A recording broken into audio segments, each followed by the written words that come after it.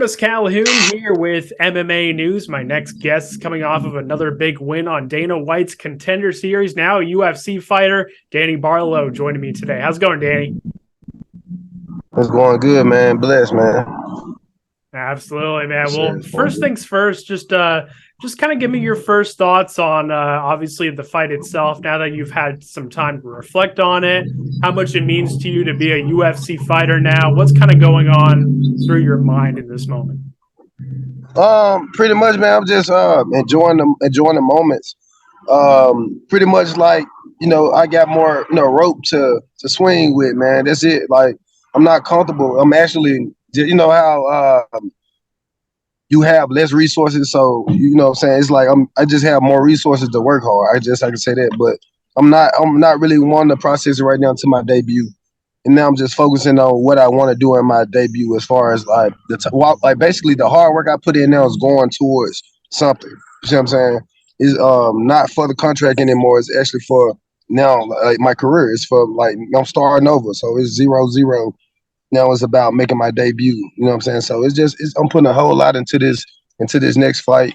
You know what I'm saying? Just really just relaxing. Just staying like fight ready, staying short notice call ready, staying weight cut ready. You know what I'm saying? Pretty much just that's pretty much it. You mentioned yesterday, before we had some technical issues, that you've been dealing with kind of already a lot more criticism and just social media stuff now that you're a UFC fighter. Kind of talk to me a little bit about that. Like, has that been a little bit of an adjustment for you, like dealing with, the haters and just people trying to speak their mind on your career? No, it's just funny. Like I said, it's just me trying to get used to it, but it's just kind of hilarious how like people like do their homework or where they get their sources from. So it's like it's hard for me not to correct so many people. You know what I'm saying?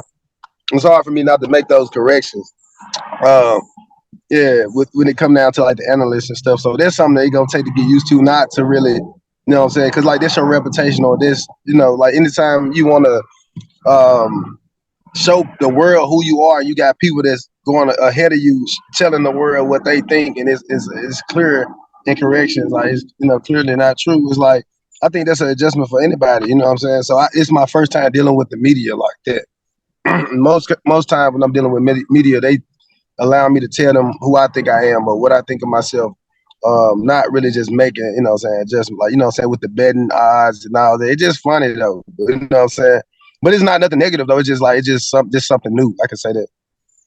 Yeah, I totally get that. One thing that's really stood out about you, man, is the pride that you have for representing your community in Memphis. And you spoke a little bit after the fight itself.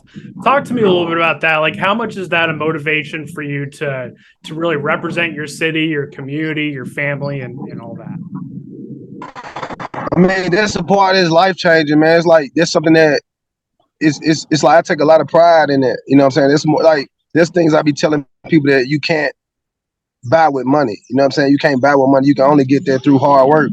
But it's pride because I got so many people that I'm connected with and that I love from my city individually, like certain programs that I represent, nonprofit or organizations that I represent, my team that I represent. Everything is out of Memphis, and it's just like that type of city is surrounded by people that feel like they can't make it out. You know what I'm saying? And for me to make it out and to first show them that you actually can do it, then I can say that it came from something that was positive. It came from working hard. Like it went from the usual ways people make it out. It was from actually getting in the gym, actually like saying having faith in God, putting God first, doing the right thing. So I made it out doing the right thing.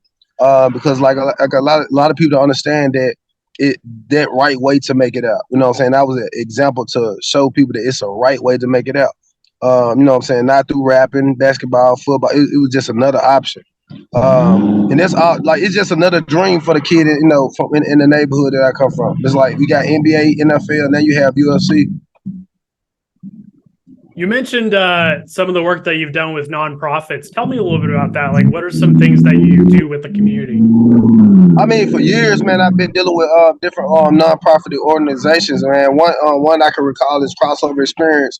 My coach, Brandy Winston, she was like my middle school coach. She started she helped mentor and help kids be successful through like a nonprofit organization that was basically included with basketball, like basketball for the youth, basketball, one-on-one, three-on-threes, just things to keep kids off the street and to give kids a healthy mindset through teach them dedication, determination through basketball, through a sport. You see what I'm saying? So that's something and I was the guy that was a part of the organization, grew up and started to help train people through the organization. Um, so yeah, man, and it's a like yeah, and you have other organizations that come. Like recently, I go to and I basically help the kids, teach them things about boxing, just stuff like that. Before I got this far in my career, you know what I'm saying? So it feel good now that I'm going back. They can see a different and new results. You know what I'm saying? Especially being 7-0, meaning that like I love that pressure that comes with it because like everybody's spoiled. Like everybody's spoiled around me. My grandma, she like, yeah, I know you go get it. So it's like so everybody have that for sure faith in me. So it's like it's not nothing that put that pressure that I'm not willing to accept. But it's just like I love my position right now. I love the pressure. I love, what I'm saying? Yeah. So that's what I did. I just spend a lot of time with the youth as a youth, as a young man. Now I've gotten older. Now I'm giving the results from those programs. So them programs can go back and say, well, this was the guy that was a part. This those schools that I came out of can say, well, this is a product of where we come from, and this is where you can go. So, yeah. So that's what I have on my back right now. So it's not just having pride in where I come from. Now I have a responsibility and obligation, what I'm saying, to continue to, to build that legacy from where I'm from. How important do you feel like it is for, especially for youth, right? Like people that come from, like neighborhoods and communities like you came from.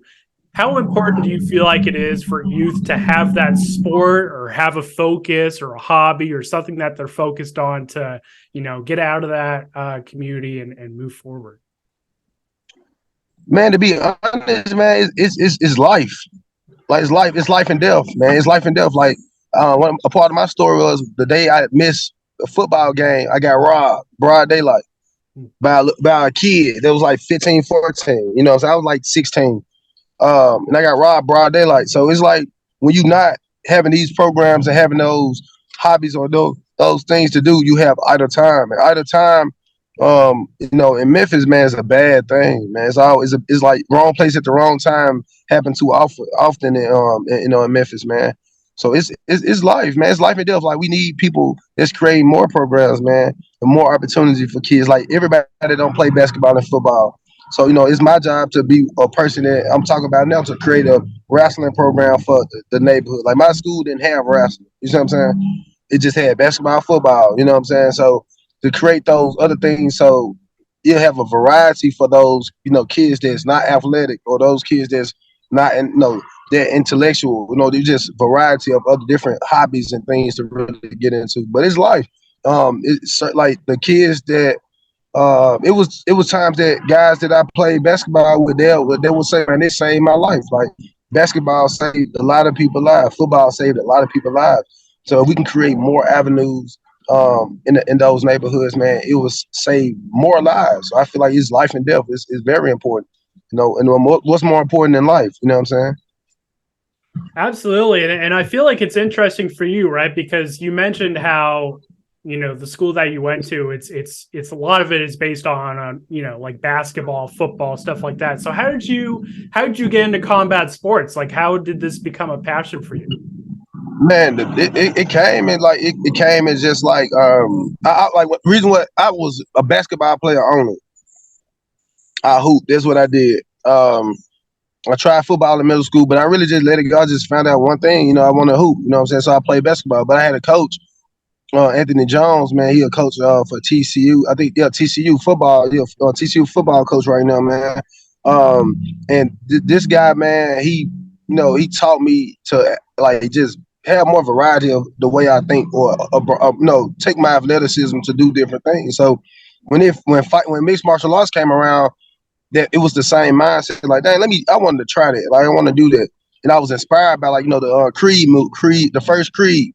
Yeah. And it's like it showed the shiny part of fighting. You know what I'm saying? They show his, his workouts. He getting big. He's sweating. He got the muscles, man. And I'm like, bro, I look like that, man. I can do that. But when I started fighting, it was realer than that. It was like that was a movie for real. I found out fast that was just a movie. But I'm always the guy that's built off the truth, and I found out truly I could not fight. That was the truth. Once I started to get into mixed martial arts, find out what jiu-jitsu and wrestling was. I could throw hands, but man, when we started wrestling and grappling, it's like, dang, like it's guys out here that can do that. You know what I'm saying? And it had nothing to do with athleticism. It had nothing to do with it was strategic. It was about no, it was a different type of system that I wasn't used to. Because in football, I could just run through something. Basketball, I jump over, run around. Like it was all about athleticism. So that was the first thing that taught me real deal technique. Taught me, balance and foot placement, head play. It taught me so much stuff that was like it was an eye opener that it gained my interest first. And then I fell in love with it through the people that taught it to me. You know what I'm saying? My coach I seen how much my coach loved it, and I loved it like through him. I like now, okay, coach loved this. Like, so I just started to kind of, and then it led me this far. Like I said, and it haven't been that long. It's been 4 years. So it's a blessing, man, for real. But that's how I got started, man. I seen Creed, the first Creed, and I was just motivated to the max. A lot of guys came in the gym after Creed, but they gone now. But I stayed. Absolutely, man. And I gotta ask you a little bit about your fighting career too. Like, obviously, now that you're part of the UFC roster and obviously getting this big win, where do you want, like your life and your career to be 1 year from now? Like, what are some goals that you have for yourself and your career, your life, and all that?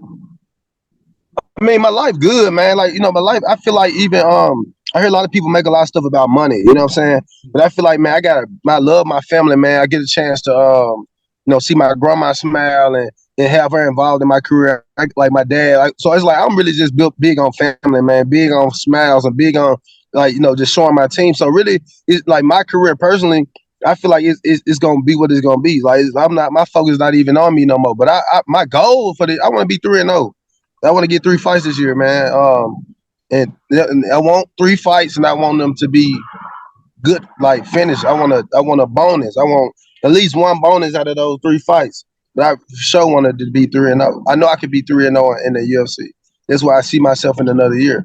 But as far as my life, I just see building better bonds and more support for my family. You know what I'm saying? I could go and talk to my dad, go to my dad's house, go to my mom's house, and go see my sisters, go see my grandma, go and see my family.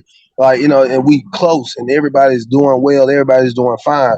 So yeah, it's a real blessing, man. Just how my life is going. But I think UFC would just give them more things to support, give them more activity, like put my grandma in a position to where she can move around a little bit more. You know what I'm saying? Come like she fly out, come see me. Just give them more opportunities to see. See the family have fun. You know what I'm saying? You know what I'm saying? So that's where I want, like, as far as my life. But yeah, I just wanted to keep going. But I know it's gonna change with the access, with the UFC Apex, and now I can go on, get stuff. So yeah, man. So it'll be So it already have changed. You know what I'm saying? Tremendously. But just in my as far as my career, I just want to see 3-0. Like I want to. I'm ready for, like, right now. After the fight, I usually, what I'm saying, get back in the gym, but I eat a certain type of way or certain things I want to do. But now I'm focusing on staying weight cut ready, fight camp ready. We always in fight camp, but I'm trying to stay weight cut ready, so that if they call, like, I can make the weight, because I feel like if I make weight, it's all. You know what I'm saying? And then, like, if I can make weight, so make that process easier. Absolutely. Just a couple more questions for me, man. Once again, I really do appreciate the time. This has been a really awesome conversation. I got to ask you, like, when UFC fans think of Danny Barlow, like, what do you want UFC fans to know about you as you begin this next chapter of your career? Like, when they think of you and your fighting style, what do you want to come to mind when they evaluate your style and your career? Man, swag, fun, everything, you know what I'm saying? Everything exciting to see, you know what I'm saying? Just swag and fun, like, meaning that I can't bring a Justin Gaethje, you know what I'm saying, persona to the fight fan. I can't bring I'm gonna get hit a lot, and it's gonna be a lot of swag, it's gonna be a lot of fun, and they're gonna be able to see, like, he enjoy fighting, win, lose or draw. I'm here to compete and give good fights. Meaning that, like, man, if the people like to see you, you know, they gonna like to see you win. They gonna like to see you lose. Like, I'm just saying, I want to be that type of fun. They gonna like to see me fight. Period. Without the win, or without the loss, I feel like it's so much.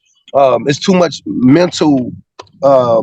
It's too much like depression in the game. It's too much mental issues.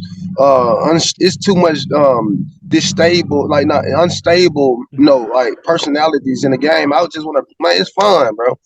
I want the fans to get back to enjoying, like, just seeing healthy fighters, like fighters that's like that make the pressure. Like, you when you look at John Jones, he don't have like, he got other problems, but you like to watch him fight because he have that control of like what he want to do.